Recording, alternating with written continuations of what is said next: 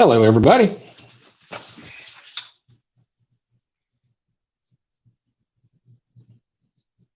Hello, everybody. That was me, I know. Sorry about that. Okay. Apologize. I had lots of great ideas today, and none of them have gone exactly the way I wanted. So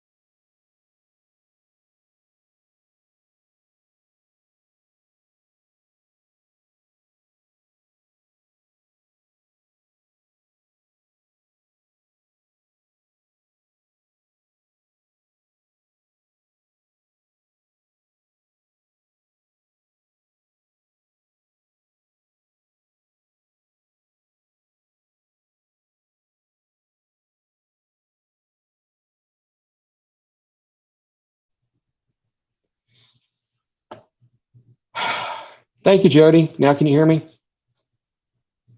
Say yes. And look, lady, thank you as well. Somebody say yes.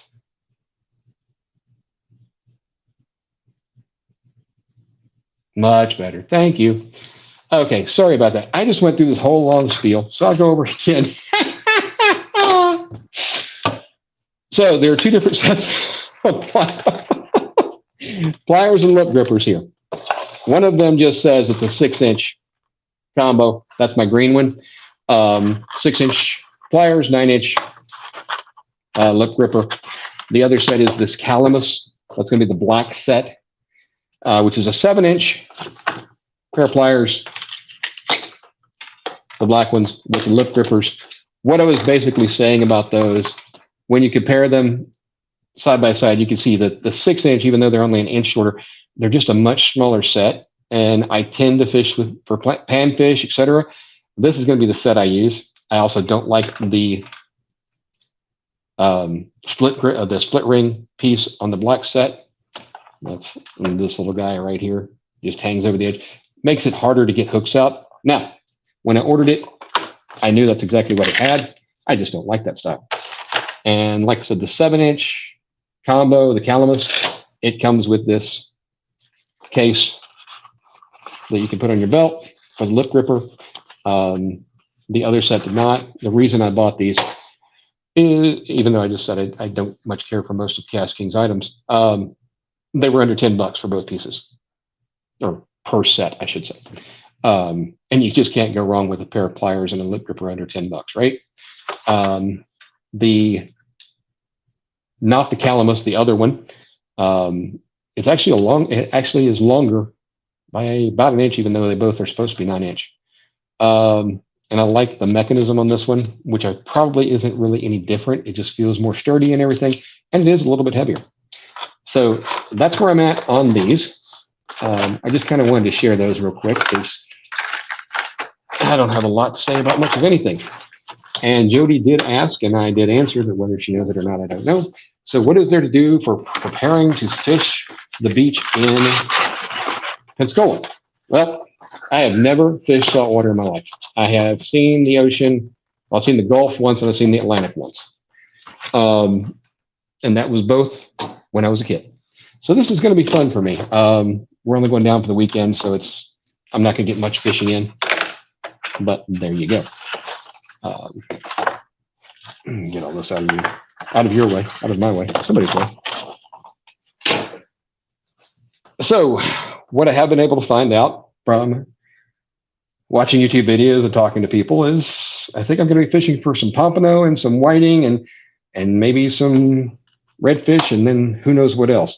I must say, going down there is kind of scary. Because I don't know what I'm doing. Saltwater fish, there's so much that you can catch, and trying to identify them, etc., is going to be fun. My biggest fear is, of course, going afoul of the law by keeping something that I just don't know what it is. That's kind of how it is, though. I did look into getting a beach guide, just somebody to show me beach fishing, but it was like $400 for 4 hours. That's a lot of money to stand on the beach.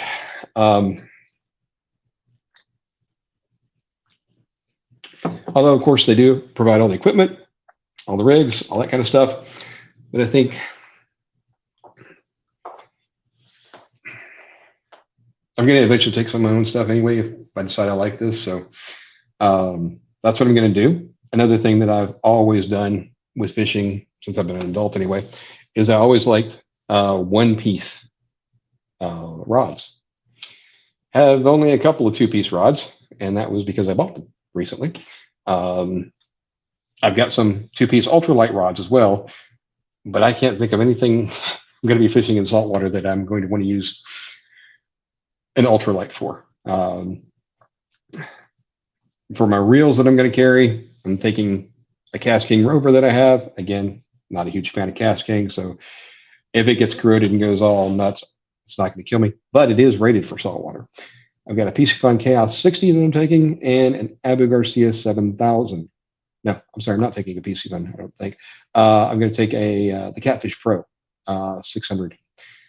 I don't care for that reel either because it has the flip, not the push button, and not the little, not the push bar, not the push button, but the little guy that flips back and forth to cast, to go in free spool into lock spool. And I just don't like that setup. Although my Abu 7000 has the same setup, and I knew that when I bought it too. So yeah, you go.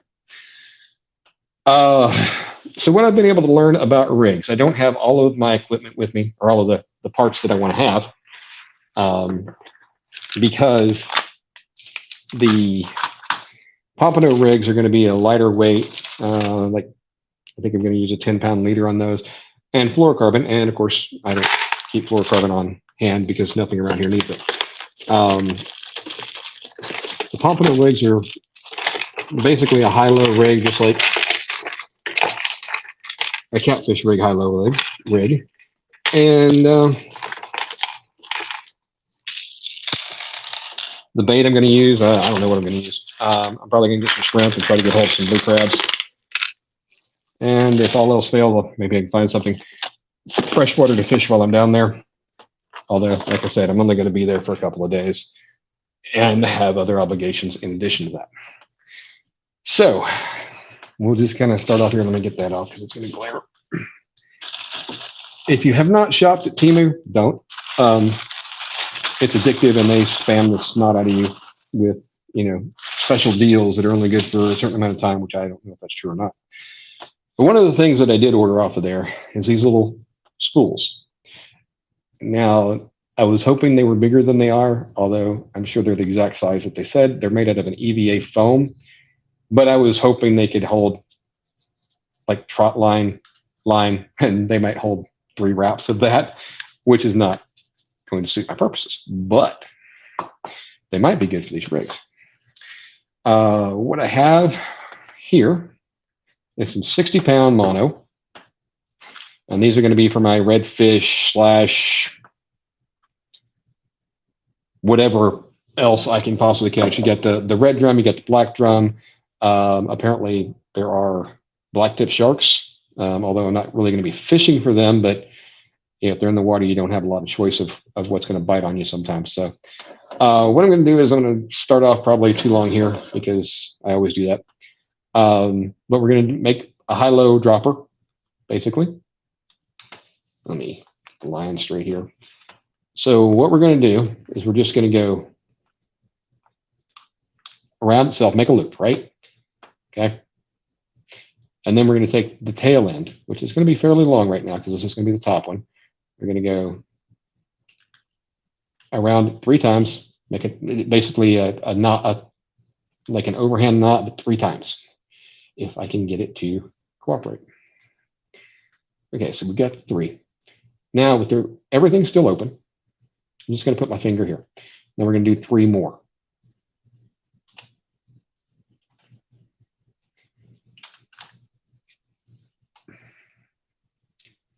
£60-pound mono is just not as much fun to deal with as one might hope. Okay, so there's the third of the second batch of 3. So we've got this loop in the middle, and this is our original loop right here. This piece right here. So we're going to take that piece, and we're going to go through that hole that we made between the 3 and the 3, and we're going to pull that through. And this is kind of a 3-handed job here, so I'll just wrap the big loop around my spool and then pull these 2 sort of tight. Just kind of get them in place before I cinch them down. And then hold them in my hands. And then we're just going to snug everything down. Lubricated, all that fun stuff. And there's our first loop. Okay. And we'll go down, I don't know, that much, 6-8 inches, I guess. We're going to make another fairly sizable loop here, right? And use this as a weight to just kind of keep some of this stuff out of the way. So we've got our loop. Again, we're just basic nothing this loop around itself, just like you're making an overhand knot. And again, we'll go in through 1, 2, 3 times. Okay. So we've got this 3-piece overhand knot. Just put my finger in there and we're going to do 3 more, same exact thing, except we're just leaving a hole. And again, that's 1 and that's 2. And that makes 3. Okay, so that's the tag end. That's the end that's left. The other end is sitting under my little green beads here. So we take this back piece of the loop. Let's see if making it white helps. Not really. I should have used a colored line. Anyway, so you take the big piece of the loop and you go through those two, through the hole that you made with your finger. And now again, you try to keep the loop fairly large as you do this. And I will stick this in my mouth. And we get it relatively tight. Pull it down and cinch it together. So now what we have is 2 dropper loops. Get 1, and there's the second. You still have a tag end going on here, and you have an end over here that is attached to the spool. Okay, so make this one a little long here. So here we are. There's one end loose, just an end, nothing attached to it. 1 loop, 2 loops, and then the other end. Now we need to pull out, let's see. Oops. Let me get my hooks out.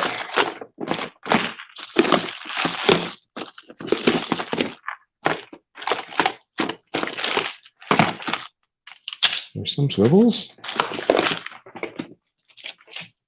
Oh, they're already on my desk. There we go. So we got some cheap 7/0 hooks from probably Temu. We have some barrel swivels and we have some snap swivels. I also have some laser sharp eagle claws here, but we're just going to sit over here for a minute.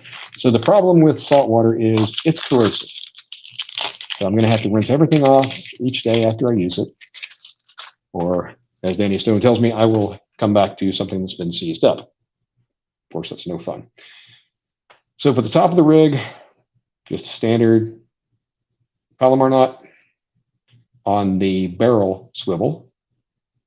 Put the little knot in, go through over here. So there's a million tutorials on how to do a Palomar knot, and someday I'm sure I'll do one too, or 7 or 8 of them. So there we are. So this is the end that is going to be tied to the main line. Okay, so I've got a 60-pound leader that I'm using for the droppers. Then at the bottom, somewhere down here, I'm going to use another Palomar knot. I'm going to put on a snap swivel. Most people would just put the weight at the end of the snap swivel. And I don't have my weights yet. I'm going to have to get those down in Florida because they use a either the pyramid style or even some that have spikes on them that to help dig into the sand to help allow you to use lighter weight. Probably using 4 to 6 ounces, my guess.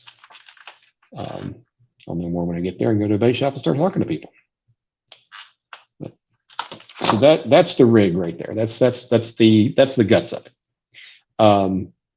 Now on my sinker, what I'm actually going to do is use probably 20-pound mono or maybe a little lighter to go on the snap of the swivel and then to attach the sinker so that it can break away if I manage to get it stuck in rocks, etc. Although most of what I'm going to be fishing, I think, is going to be a sandy bottom, but just in case. And again, what we're talking about, stuff from Temu. This is silicone tubing. And I bought it with the thought that maybe, since Freddie from Freddie's Outdoor Adventures said that basically one of the only colors that crappie can see underwater, I think it was crappie, is pink. Um, so I thought, hey, let's get some pink tubing. Why not? This also takes the place. You've probably heard other people talking about um, using a piece of plastic, etc. Hey, Danny, thanks for coming in, my friend. I do appreciate you. You funny, Jody. You funny. It was a disaster from the get-go, Danny. Yes, it was.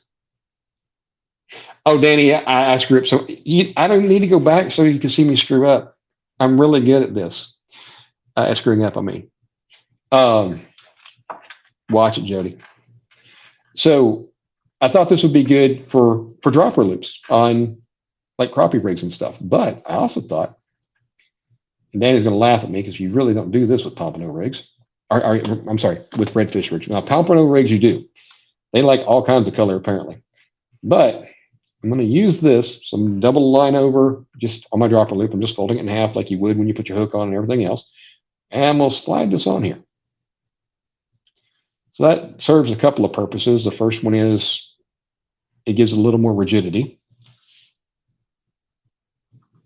On these, Danny, I'm going to use a size 7/0. I've got some size 6 hooks ordered for, and some size 1 and some 1/0s as well, all circle hooks for pompano and whitefish. I'm going to use the 1/0s, or maybe size 1, I forget. And then the size 6 would be for whiting and stuff like that. So anyway, putting on this little tube here, that just, I don't know, makes me feel pretty. Something that nobody down there does, that I've seen anyway, our famous catfish rattles. And when I say ours, they're not ours, they're not mine at all. These did come from Uncle Lou, actually. So I'm gonna throw one of those on there. And ooh, look, beads, pretty beads. Ooh, let's put a red one on there. So I've got mostly, so these are actually from Temu. Again, I say a lot about Temu. They're supposed to glow in the dark, and then I got some just green ones that are just normal green ones. Chartreuse, whatever you want to call it. More green than anything. So let's slap this one on here. I feel like I'm making like a salmon rig or something. And now that I've done all that, let's watch the hook not be able to get on there because I put too much junk on there.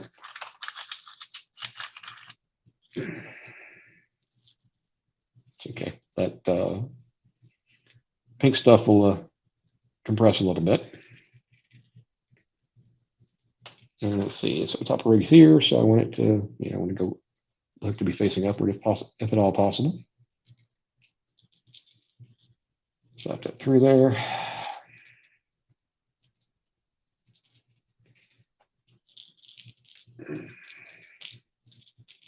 How are we going to make it? That's the magic question.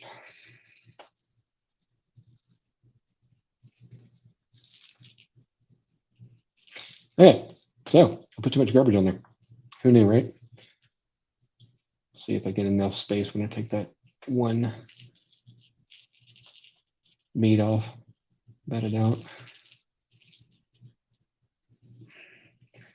Almost, there we go. So there we go. So that's going to be my top one, and my bottom one is going to be just naked, meaning only the hook. Again, because the larger fish don't really care for these. Hey, Gigability.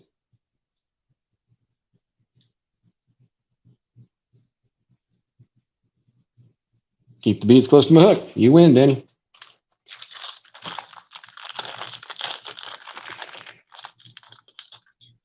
Go ahead and using my pretty green silicone beads. The glow-in-the-dark ones are actually plastic. They're not silicone. Not that it matters one way or another in the big scheme of things, but And once again, we'll go through here. So we'll go through the front of the hook just like you were snelling. And then if I got enough length, I'll actually go around this twice to give it more of that snelled effect. And there we have it, one rig. What do you think, Danny? Okay, so gigability, these are actually for like redfish and black drum, those kind of things. These are, I mean, I'm using 60-pound leader on this. These are for the bigger fish. And they're also 7-aught Timus. So here's a 7-aught Eagle Claw versus a 7-aught Timu. And you can see it's closer to like a 6-aught or a 5-aught. They're just, it doesn't have near the gap that a real 7-aught does. So I understand your point. I'm using what I have on hand, sadly. So yeah, gigability, it's going to be this weekend, actually. I'm just going to go for whatever I can go for, assuming that the place I'm staying is still there. So again, I got these off of Temu. I believe I already said that while I was actually, still have my microphone working. And they have this little plug that comes out. That actually is for the, I forget what's supposed to go in there, but, the weight. But like I said, when I bought them, I was hoping they would be bigger. They aren't, and that's just kind of how it is. So what I'm going to do is actually slap my swivel in there, the barrel swivel, and then just kind of roll up the main line on this, leaving my droppers to sit off on the side like they want. And then I'll come back and put the snap swivel in there and take my hooks and just kind of stick them in the EVA foam here. Kind of keep me from hopefully catching myself too much, and then throw them in my bag. So the reason I'm going with something on one of the hooks, the pink and the noisemaker and everything, kind of is to see if there's a preference one way or the other for the fish.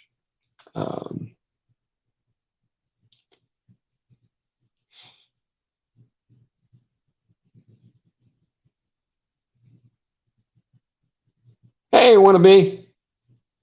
Danny Stone is too big. Hang on. So you're saying the 7-aught hook is too big for black drum and red drum?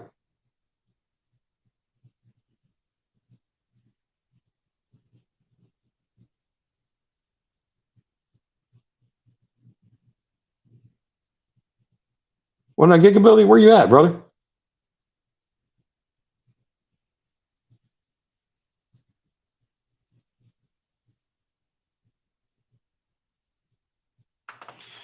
I wouldn't be surprised if I don't catch anything, Gigability, to be honest with you. It will not surprise me at all.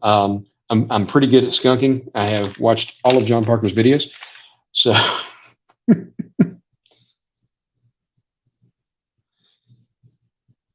so is Tarpon Springs anywhere near Pensacola?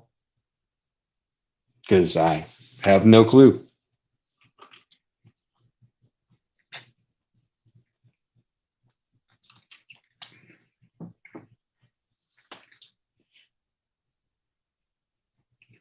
I hope I catch a whole lot too, Jody, because I'm really just going to sit on the dock. Her parents, the property they have has, a dock that goes to a boathouse. Although it's a boathouse that, for pleasure boat, not a fun kind of boat.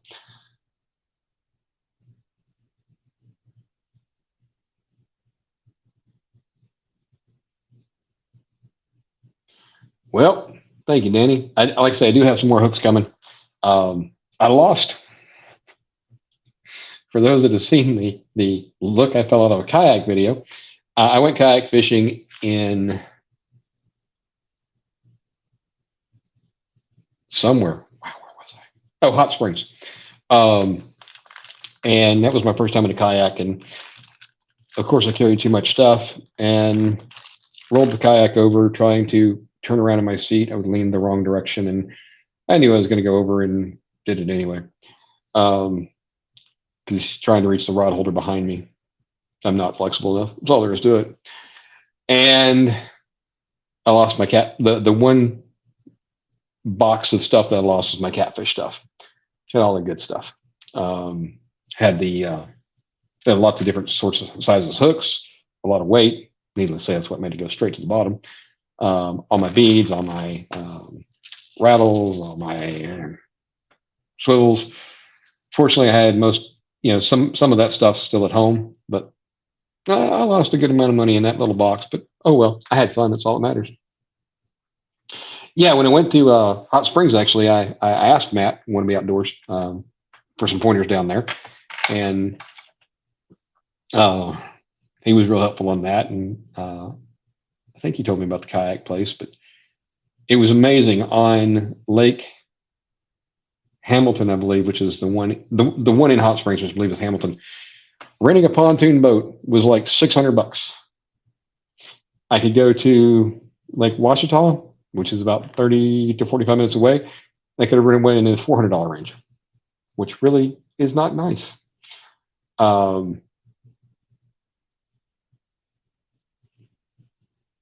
Yeah, Danny, I actually talked to Blaine already. I was gonna use a guide down there, but he was like around $400 for 4 hours of beach fishing. He doesn't do kayaks anymore, and that just was a little steep for going down there for a day. At some point, I'm gonna want to learn more, but my first time out there, I think I want to get my bearings a little bit. But yeah, I'm definitely going to go down there and see if I can get some shrimp, some live shrimp, um, and hopefully some live blue crabs, or at least fresh blue crabs. Um, Actually, I guess, yeah, crabs, you want to cook them when they're fresh, when they're live anyway. So yeah, I'm gonna see if I can get some bait like that. Um, and for my pompano rigs, I actually have some fluorocarbon coming, 10-pound fluorocarbon. This is silver thread in the probably, yeah, 20-pound, but this will give a good starting place for what I'm going to use for a pompano rig. Again, we're going to do the same thing. I really don't know how to make this show up better on camera, but we'll start up at the top. Or actually, not at the top. We're going to start at the bottom. So let me get closer up here. So we're going to make a nice big loop, go around it 3 times, just like I say, just an overhand knot 3 times in it. And then stick a finger in there, and then do 3 more times.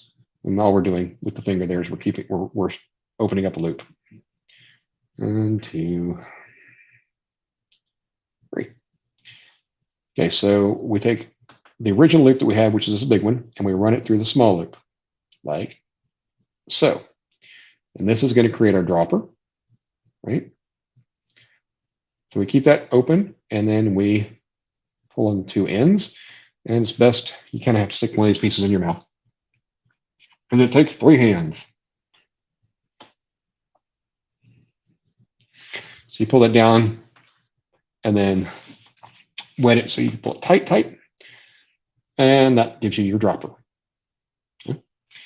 And then so that's going to be our top loop, and we'll cut down, I don't know, 6, 8 inches, something like that. And Danny, tell me what I'm doing wrong, because I know I am. Well, talk to him, Danny. Maybe he likes you more than me. I mentioned your name. I thought that was what made it. I thought he normally charged like 200, and he doubled it because of your name. I thought, man, I'll name drop, see how that works. Apparently, I ain't starting nothing. Maybe he doesn't like you. Just saying. Stick my finger in. We're going to do 3 more again, just like the top. 1, 2, and 3. Okay. And take the big loop that we originally created, put it through the smaller loop that we created while we were making our overhand knots. And the bigger the loop, the bigger the dropper is going to be.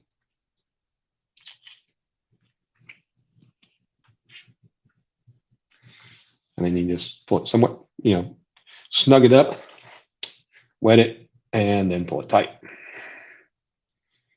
And then the bottom end is going to be where the snap swivel goes.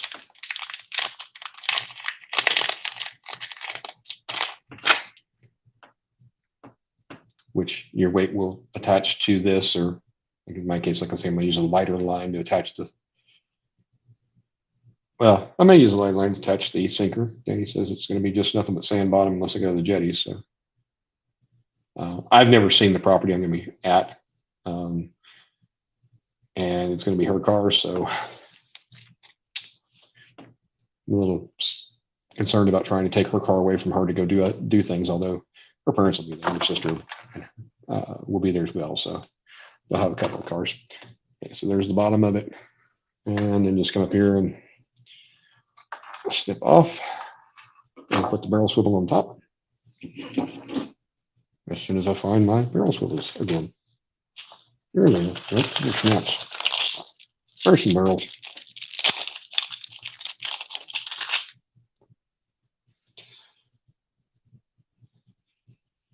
So I do plan to go live down there, which I'm hoping I can be as entertaining as John Parker when he's fishing, because I don't think I'm going to catch anything. I don't know. I really don't know what I'm going to catch. I'm hoping that the water may clear up a little bit, because it looks like the hurricane's supposed to come in tonight and tomorrow. And then, and the last thing I saw, which was this morning, it's not going to hit Pensacola directly. It's going to be on the outskirts of it. And if the fish, if the fish do not like dirty water, there's going to be a lot dirtier water than what I'm going to be in. Maybe they'll move there, although that's probably more wishful thinking. So this whole thing is probably 2.5 feet long. I don't know if that's right or not. And Gigability and Danny, neither one are telling me I'm an idiot yet. So that, I take that as a good sign. They may have both left because they already thought I was an idiot. I don't know. I just work here. So since this is going to be for the pompano, whiting, etc., that's when I'm going to, bling up a little bit.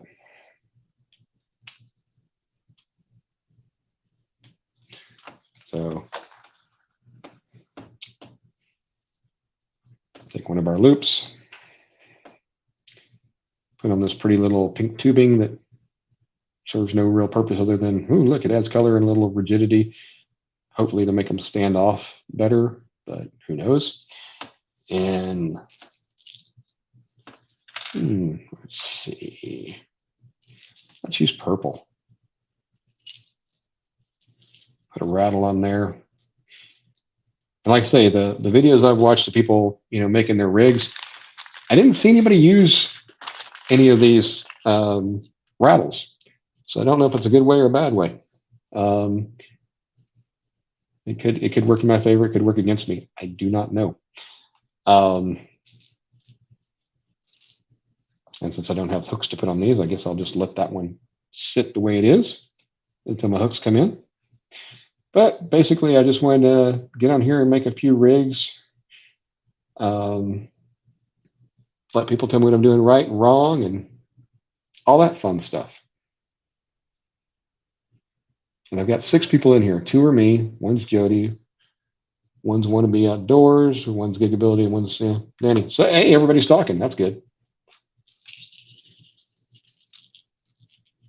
It's kind of hoping more people would want to come see me.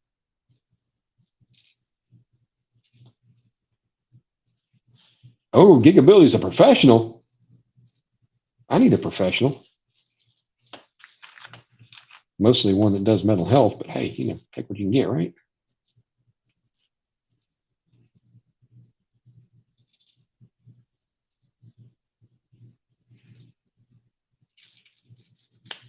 I'll wrap this one around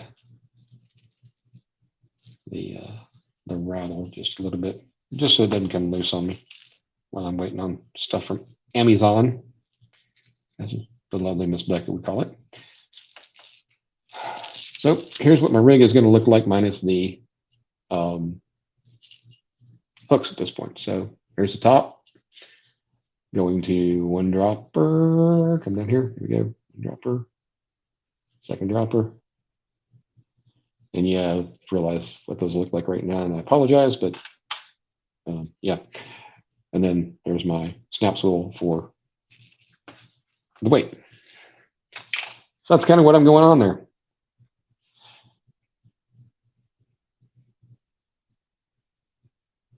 Hey, look, lady. Yeah, you were in here earlier. I appreciate that. So maybe, oh, maybe my one doesn't count. So it's just the one I'm watching it on my second screen. So that's what I've got. I found out that I need smaller hooks, which doesn't surprise me, and I had some on order.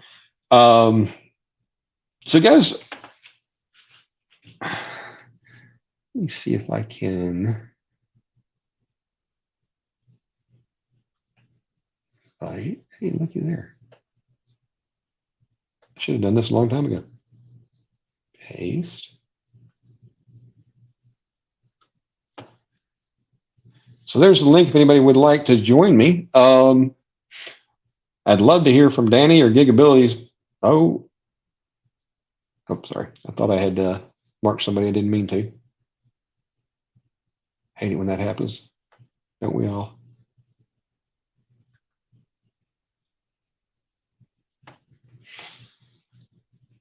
So like I said, if you don't like spending money, don't get on Temu because oh my Lord. I bought way too much stuff from them. I originally had an idea that when I bought these, they call them spools. They're made out of EVA foam.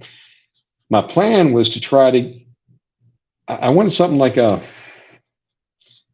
single size spool that you use, for one reel fill. I'd love to get some empties of those. I'd like to use them on a jug and see if I can, wrap the line around them so that it can be adjustable in length and all that fun stuff.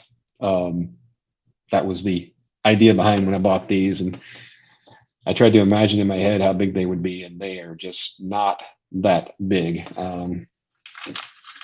compared to that 7/0 hook that's smaller than even an Eagle Claw 7/0, so probably about 6/0 or 5/0.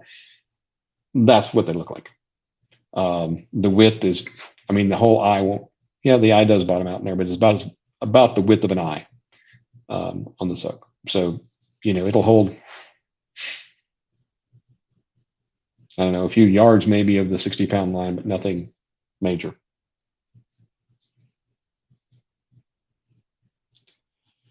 You already took your teeth out, Danny. Dang.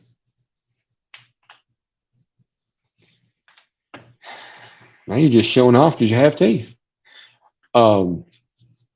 That's really what I've got for today, folks. I hate going live without having a really good agenda. And right now, I just don't have a good agenda other than I was going to tie some rigs. And figured I'd elicit feedback, and I've done well on that. I've gotten Danny to tell me that I'm using too big, and Gigability to tell me I'm an idiot and I'm using them too big. And Jody, on the other hand, just said, Mike, you're an idiot, which I can't really argue with. So thank you guys for joining. I appreciate it. Like I say, I tend to go live probably Saturday afternoon, evening, see if I can catch anything. My goal is to use some cut up blue crab and hopefully live shrimp to make things bite me.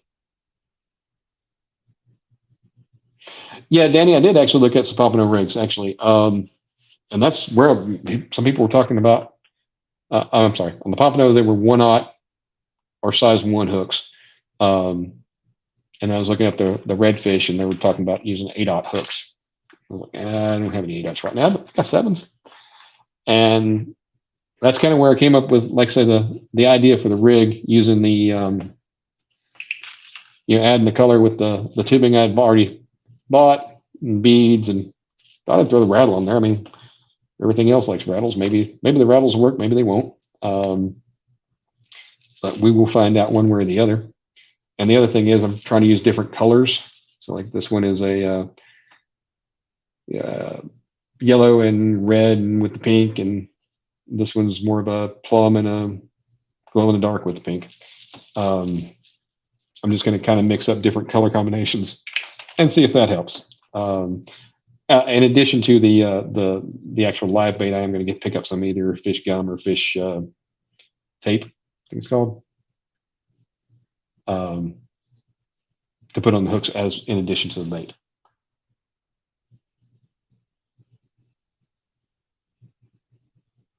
No, you didn't, Jody. Everybody knows you're nice to me. Nobody knows why you're nice to me, though. We just can't figure that one out. But yeah, these are going to go on my casting rigs, and I'm probably going to buy a couple of spinning rigs to take down there. So I have some two piece. I've got everything I've got is one piece for my spinning gear, with the exception of my ultralights. But honestly, I like my ultralight rods too much to subject them to salt water at this point. You know what, Gigability? That's the one thing I'm hoping I don't catch is some of those catfish down there. Because if I understand correctly, the saltwater cats don't get that big, and they are just not fun to play with. I don't know if they're. I assume they're edible. I don't know how to clean one. I can look that up. But the spines are actually a little venomous. Is that right, or am I wrong? I don't know. Yeah, Danny. The place that they're at is on the Intercoastal Waterway. Intercoastal. Yeah. So like I say, I haven't seen it, so I don't know what the water is going to look like there. If all else fails, I can go. The bay's right there. I can try that, and I may even try to find some fresh water around there. I don't know. I don't really know what I'm going to do yet. Thank you, Danny. I was afraid that I thought that the hard heads were no fun. Are those also the gaff tops, sail tops, whatever? That's the same as a hard head. I don't know. I just know I've never seen any big saltwater cats, which is kind of bad. That's it, everybody. I appreciate everybody for being here. Thanks for coming. I appreciate all the feedback and the fact that anybody even bothered watching me. Everybody have a wonderful day, and until next time, I will see you guys out on the water.